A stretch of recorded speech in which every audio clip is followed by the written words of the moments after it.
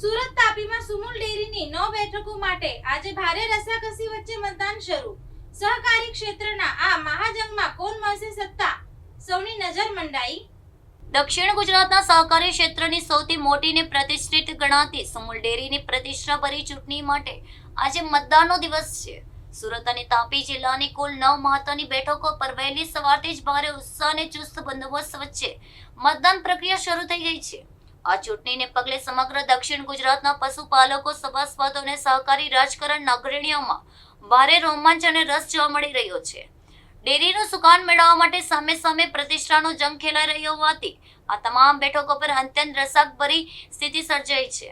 સહકારી માળખામાં પોતાનું વર્ચસ્વ સ્થાપિત કરવા માટે બંને જૂથોએ ચૂંટણી પ્રચારમાં પોતાની પૂરી તાકાત લગાવી દીધી હતી.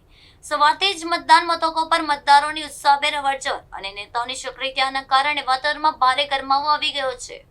આ ચૂંટણીના પરિણામો માત્ર ડેરીના વહીવટ પૂરતા સીમિત ન રહેતા દક્ષિણ ગુજરાતના ગ્રામીણ અર્થતંત્ર અને રાજકારણ પર દૂરગામી અસર કરશે.